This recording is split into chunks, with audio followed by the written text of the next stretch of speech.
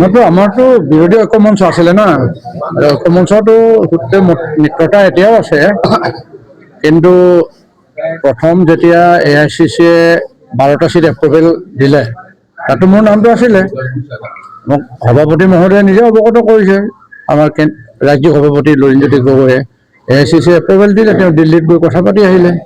তেওঁ ইয়াত ঘূৰি অহাৰ পাছত কালি আকৌ এইটো নতুন এটা ডেভেলপমেণ্ট হ'ল।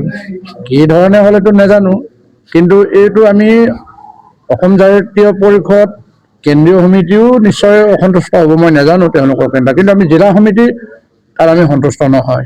কাৰণ যিজন মানুহ 4বাৰ সদায় থাৰ্ড পজিশ্যনত থাকি 2006ৰ পৰা এবাৰ 20,000, এবাৰ 21,000, এবাৰ 16,000, এবাৰ 44,000 ভোট পোৱা মানুহটো, তেওঁৰতো একচেপ্টেবিলিটি নাই ন। ধেমাজি সমষ্টিবাসী ৰাইজে তেওঁক অগ্ৰাহ্য কৰিছে বাই মেণ্ডেট। গণতান্ত্ৰিক চিষ্টেমেৰে তেওঁক মানে ভোট চিষ্টেমেৰে তেওঁক অগ্ৰাহ্য কৰিছে যে তুমি আমাৰ ধেমাজি সমষ্টিৰ প্ৰতিনিধিৰ উপযোগী নহয়। ইট ইমপ্লাইজ, ইমপ্লিকেশ্যনটো ৰাইজে বুজিছে যে তেওঁক ধেমাজি ৰাইজে নিবিচাৰে, ইৰেছপেক্টিভ অফ পলিটিকেল পাৰ্টিজ। মানে ইৰেছপেক্টিভ অফ পলিটিকেল পাৰ্টি মিন কংগ্ৰেছ হওক বা আমাৰ যিটো আঞ্চলিক দল, কোনে তেওঁক ইয়াত মিত্ৰতা থাকিলেও শৈলেন সোণোৱাল জিকিব পৰা কেণ্ডিডেট যে নহয়, তেওঁক প্ৰক্ষেপিত যদি কৰা যায়, তেতিয়াহ'লে নিশ্চিতভাৱে আমাৰ বিজেপিৰ যিজন এতিয়া কেণ্ডিডেট তেওঁ আকৌ জিকি যাব।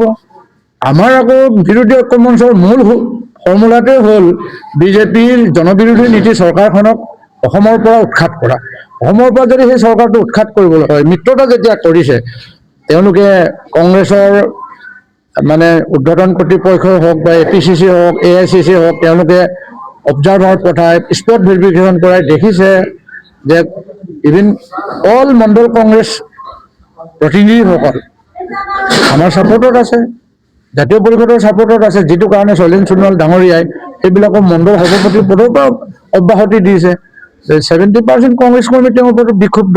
তেওঁ যোৱাবাৰো ঠগিছে, আমি নাজানো, কিন্তু ৰাইজে কৈছে তেওঁ বিজেপিৰ পইচা লৈছে, এইবাৰো লৈছে বুলি আমি শুনিছোঁ। গতিকে AICC এপ্ৰুভেল হোৱাৰ পাছতো পুনৰ তেওঁৰ নামটো আকৌ লিষ্টত অহাটো আমি আচৰিত হৈছোঁ জাতীয় পৰিষদ হিচাপে। মই candidate হিচাপেতো I am very much offended. এই কথাটো হ'বই নোৱাৰে, কাৰণ তেওঁ জিকিব নোৱাৰে। ৱাক অভাৰটো ৰনোজ পেগু, ডেফিনেটলি এইটো ৱাক অভাৰ কৰা হৈছে। আজিৰ তাৰিখত কংগ্ৰেছে অকলে ধেমাজি সমষ্টিত জিকিব পৰা ভোট নাই, আপোনালোকে জানে এইটো। আফটাৰ ডিলিমিটেশ্যন 2,48,000 ভোট গৈ পেলাই reduce to 1,78,000 in Dhemaji constituency. 81টা ভোট কেন্দ্ৰ CC বৰগাঁৱলৈ গুচি গ'ল, 15টা ভোট কেন্দ্ৰ ঢকুৱাখানালৈ গুচি গ'ল। 4টা GP, গন্দিয়া, হাৰহি, ধেনুখানা, বাটমাৰি, শিঙীয়া, এইখিনি GP ঢকুৱাখানা গুচি গ'ল। বাকী আজোৱা, গগুহা, নৰোৱা থানৰ 3খন ডাঙৰ ডাঙৰ গাঁও, তাৰপাছত পুম মাছখোৱা, জোৰকটা, চিচিমুখ, গোহাঁইগাঁও, দক্ষিণ ধেমাজি, মৰিধল, খুবলীয়া এটা পাৰ্ট অলৰেডি CC বৰগাঁৱৰ লগত মাৰ্চ হৈ গৈছে। গতিকে বহুত ভোট কমি গ'ল। তাৰ ভিতৰত আমি যদি 3জন মানুহৰ কম্পেয়াৰ কৰোঁ, যোৱাবাৰ ৰনোজ পেগু 87,000 পাইছিলে, আমাৰ চিত্ৰ বসুমতাৰী পাইছিলে 57,000, আমাৰ ডাঙৰীয়া শৈলেন সোণোৱাল ডাঙৰীয়া 44,000, তাৰো বহুত মাইনাছ হৈ গ'ল। আৰু আজিৰ তাৰিখত, আজি যোৱা 2 বছৰত আমি যেতিয়া জাতীয় পৰিষদ দলৰ দায়িত্ব ল'লোঁ, মই সভাপতি, নিৰন্তৰভাৱে আমি সাংগঠনিক কাম কৰি আছোঁ। আমাৰ 23টা আঞ্চলিক অতি শক্তিশালী, প্ৰতিটো আঞ্চলিকত 31জনকৈ আমাৰ বিষয়ববী আছে। ধেমাজি নগৰ আঞ্চলিকত য'ত 34টা ভোট কেন্দ্ৰ আছে, তাত আমাৰ 55জনীয়া এটা আমাৰ আঞ্চলিক কমিটি আছে। প্ৰতিটো বুথত আমাৰ 11টো 31জনীয়া আছে। প্ৰতিটো ভাতৃভগ্নী সংগঠন, যেনে জাতীয় যুৱ শক্তি, জাতীয় মহিলা শক্তি, সমষ্টি সমিতি, আঞ্চলিক সমিতি, জিলা সমিতি, গোৰ্খা চেল, সংখ্যালঘু চেল, গোটেইটোতে আমাৰ 50ৰ পৰা 55ৰ পৰা মিনিমাম 21কে হেৰি আছে। আমাৰ 10,332জন সদস্য আমাৰ ৰেজিষ্টাৰ্ড সদস্য আছে। কিন্তু কংগ্ৰেছতো এইটো নাই। তেওঁলোকে এতিয়া বুথ সমিতি 226টা হৈছে বুলি শৈলেন সোণোৱাল ডাঙৰীয়াক দিছে, এইবিলাক তেওঁলোকৰ টেবুল কমিটি। আমাৰ মানুহকে তেওঁলোকে ক'ৰবাত নাম লৈছে, টেবুল কমিটি। তেওঁলোকে কোনো এখন মিটিং পাতি পেলাই তেওঁলোকে বুথ সমিতি কৰা নাই, আঞ্চলিক সমিতি কৰা নাই। আমাৰ কিন্তু প্ৰতিটো কমিটিয়ে গণতান্ত্ৰিকভাৱে আমি মিটিং পাতি পেলাই আমি নিৰ্বাচন কৰিছোঁ, সভাপতি, সম্পাদক। আমাৰ পুলিং এজেণ্ট পৰ্যন্ত ঠিক হৈ গ'ল। আমি পুলিং এজেণ্টৰ ফটো কালেক্ট কৰিলোঁ, তেওঁলোকৰ চাৰ্টিফাইড কপি আমি কালেক্ট কৰিলোঁ। প্ৰথম তালিকা যেতিয়া মানে টিভিত ওলাই গ'ল যে ধেমাজি সমষ্টি অজাপক এৰি দিলে, আমি উৎফুল্লিত। আমি ভাবিছোঁ কংগ্ৰেছেও আমাক ছাপোৰ্ট কৰিব, কৰি আছে তেনেকৈ মোৰ লগত যোগাযোগ কৰিছে কংগ্ৰেছ কৰ্মীসকলে, মণ্ডলৰ সভাপতিসকলে, যিসকলক শৈলেন সোণোৱালে নিজৰ পাৱাৰ খটাই পেলাই আউট কৰিছে কংগ্ৰেছৰ পৰা, সেইসকলো মোৰ লগত যোগাযোগ কৰি আছে। তাৰপিছত দেখিলে অকস্মাতে আকৌ শৈলেন সোণোৱালৰ নাম, কি কাৰুকাৰ্য। আমি এইটো সন্তোষ নহয়। সেইকাৰণে আমি আমাৰ লিডাৰশ্বিপক কৈছোঁ, জাতীয় পৰিষদ দলৰ কেন্দ্ৰীয় লিডাৰশ্বিপক কৈছোঁ, আমি গণতান্ত্ৰিক হিচাপে সাংগঠনিকভাৱে ধেমাজি সমষ্টিত 226টা ভোট কেন্দ্ৰত আমি অতি শক্তিশালী। আমাৰ মিনিমাম 11জন, য'ত ধৰক বৰদলনি তিনিআলি, তাত 147টা ভোট আছে ভোট কেন্দ্ৰ। তাত আমি 31জনীয়া কমিটি গঠন কৰি লাভ নাই, তাত আমাৰ 11জনীয়া কমিটি। ধেমাজি কলেজত 1100 ভোট আছে, আমি তাত 31জনীয়া কমিটি কৰিছোঁ। এনেকুৱা চাই পেলাই আমি কমিটি গঠন কৰিছোঁ। আৰু স্পেচিফিকেলি মই নিজেই গৈছোঁ কমিটি গঠনত, বুথ সমিতি গঠনত মই নিজেই গৈছোঁ। মই সেইটো কোৱা নাই মই অকলে কৈছোঁ, মোৰ কাৰ্যকৰী সভাপতি, সমষ্টি কমিটিৰ সভাপতি, সাধাৰণ সম্পাদক, জিলা সমিতি, গোটেই আঞ্চলিক সমিতিৰ সভাপতি সম্পাদকসকল, উপসভাপতিসকল এক্টিভলি ডেইলি মানে কাম কৰি আছে, সাংগঠনিক কাম। আৰু আমি ফূৰ্তি পাইছোঁ যে মিত্ৰতা হৈছে। গতিকে কংগ্ৰেছৰ 10-15 হাজাৰ ভোট আছে, 15 হাজাৰতকৈ বেছি ভোট নাই সিহঁতৰ। যোৱাবাৰ যদিহে পাইছিলে আপুনি বাকী 96টা ভোট কেন্দ্ৰ মাইনাছ কৰিলে ভোট সিহঁতৰো কমি গ'ল না। 81 to Borgaon have been curve out and 15 ঢকুৱাখানালৈ গুচি গ'ল, ঢকুৱাখানা সমষ্টিলৈ গুচি গ'ল চাই। গতিকে 96টা ভোট কেন্দ্ৰ যোৱাৰ পাছত তেওঁলোকৰ ভোটৰ সংখ্যা কমিছে, আমাৰো কমিছে, নহয় জানো? আমাৰো কমিলেও আমাৰ সংগঠনটো দুবছৰত অতি শক্তিশালী হৈছে। 10,332 কৰ্মী এতিয়া আমাৰ টিকেট লোৱা আমাৰ কৰ্মী আছে। কংগ্ৰেছৰ নাই, তেওঁলোকে টেবুল কমিটি গোটেইবোৰ। গতিকে তেওঁলোকতকৈ সাংগঠনিকভাৱে আমি অতি শক্তিশালী, আমি জিকাটো খাটাং। সেইকাৰণে আমি এতিয়াও আশাবাদী, এতিয়াও আমি গৌৰৱ গগৈ ডাঙৰীয়ালৈ ৰিকুৱেষ্ট আগবঢ়াইছোঁ, বা দেৱব্ৰত শইকীয়াই কি ভাবি পেলাই এই 4বাৰ হাৰা মানুহটোক আকৌ প্ৰক্ষেপ কৰিলে, এইটো আচৰিত খাইছে ধেমাজি ভোটাৰে।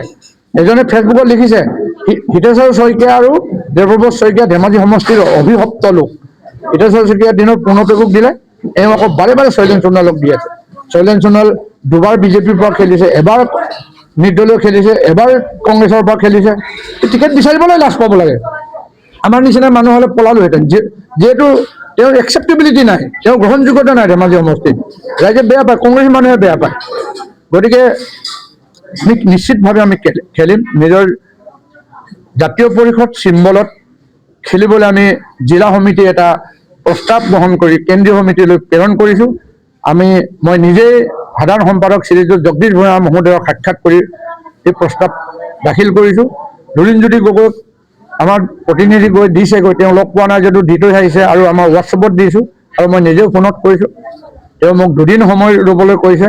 মিত্ৰতাৰ সম্পৰ্কটো বা ফ্ৰেণ্ডলি যিটো খেল, এইটো সম্পৰ্কটো কংগ্ৰেছেও এগ্ৰী হ'ব লাগিবতো, তেওঁলোকৰ লগত কথা বতৰা পাতি আছে। যদিও সেইটো নিদিয়ে তেতিয়াহ'লেও আমি খেলিম, আমি এটা বেলেগ বিকল্প লৈ খেলিম। ধেমাজি মানুহৰ আশা আকাংক্ষা আমি পূৰণ কৰিবলৈ যত্ন কৰিম, কাৰণ ধেমাজি মানুহে শ্ৰী ৰণোজ পেগু আৰু মই বাবুল সোণোৱালৰ কথা ক'ব নোৱাৰোঁ বিচাৰে নিবিচাৰে, কিন্তু ৰণোজ পেগু আৰু শৈলেন সোণোৱালক ইয়াত MLA হিচাপে ধেমাজি মানুহে এইবাৰ অন্ততঃ নিবিচাৰে, নতুন এটা বিচাৰিছে। নতুনত বহুত মানুহে, বহুত বাইদেউসকলে, মহিলাসকলে মোকে কৈছে আপুনি টিকেট নাপালেও খেলিব। মই বোলো টিকেট নোপোৱা কথাই নাই, মই কংগ্ৰেছৰ টিকেট নাপাব পাৰোঁ, মই জাতীয় পৰিষদৰ টিকেট পাওঁ। আমিতো এনেও জাতীয় পৰিষদ হিচাপে সাংগঠনিক কাম আমি কৰিছোঁ, কংগ্ৰেছ হিচাপেতো নাই কৰা। মাজতহে আহিছে যে 6 মাহৰ পৰাই আমি শুনিলোঁ যে জাতীয় পৰিষদ আৰু কংগ্ৰেছৰ নেতৃত্বত এটা বিৰোধী ঐক্য মঞ্চ গঠিত হ'ব। আমি ভাল পালোঁ, উই ৱেলকাম। আৰু এতিয়াও মিত্ৰতা হ'লে ভাল, ভোট বিভাজন নহ'ব। আমি যেতিয়া খেলি দিম ভোট বিভাজন হ'বই। শৈলেন সোণোৱালৰ চিকিউৰিটি ফৰফিট হ'ব, মোৰ লগত ফাইট হ'ব ৰণোজ পেগু, এইটো মই জানো। মিচিং ভোট মই 60% অলৰেডি আমাৰ ফেভাৰত আছে। মিচিং কংগ্ৰেছ 70% মোৰ ফেভাৰত আছে। নন মিচিং 80% মোৰ ফেভাৰত আছে। মোৰ মিতুৰ কুটুম ভোটে 20-30 হাজাৰ আছে। প্ৰতিটো পঞ্চায়তত মোৰ মাহী, পেহী, দদাই, ভতিজা ভৰ্তি আছে।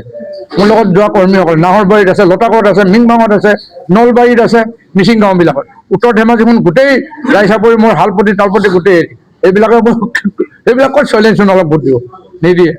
সেইখিনি আপোনাৰ কাৰণে কোনো ফেক্টৰ হ'ব নোৱাৰে। শৈলেন সোণোৱাল ফেক্টৰ নহয়, ৰণোজ পেগু চেলেঞ্জিং।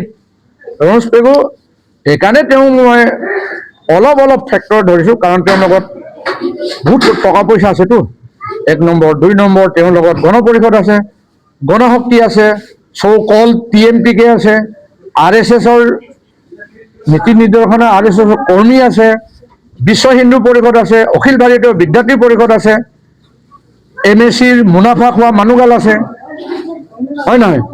MSC এইগালটো মুনাফা খোৱাহে আৰু। তাৰপাছত সোণৰ কছাৰী অট'নমাছৰ মানুহগাল আছে, দেউৰী অট'নমাছৰ মানুহগাল আছে, ঠেঙাল অট'নমাছৰ মানুহগাল আছে। যদিও ৰনোজ পেগুৱে গণশক্তি মানুহক বেছি প্ৰায়ৰিটি দিয়ে বুলি বহুত বিজেপি অফেণ্ডেড হৈ আছে। বহুত গণ পৰিষদৰ মানুহ মোৰ লগত আজি জইন কৰাৰ কথা আছিলে। এই যে এইটো ছেট বেকটো হ'ল ৰিজাল্টটো, সেইকাৰণে আজি জইনিংটো আমি টেম্পৰাৰী পষ্টপন কৰা হৈছে। 40 জন অগপ কৰ্মী এলিহিটলত আমাৰ 1টা বজাত যোগদান কাৰ্যসূচী আছিলে, আমি সেইটো 2টা দিনলৈ স্থগিত ৰাখিছোঁ। গতিকে ৰনোজ পেগু ফেক্টৰ বুলি মই নকওঁ, কিন্তু মই তাক পৰাজিত, মানে ফেক্টৰ নহয় বুলি নকওঁ, কিন্তু তেওঁক মই পৰাজিত কৰিব পৰা মোৰ সাংগঠনিক সবলতা আছে। সাংগঠনিক সবলতাত 70-80% আছে। মোৰ নিজৰ ইমেজটো বা নিজৰ মোৰ পাৰ্চনেলিটি এইটো ৰাইজে বিচাৰ কৰোঁ। মই নকওঁ যে মই খুব ভাল সময়, নহয় জানো? সেইখিনিকে কৈছোঁ মই। ঠিক আছে।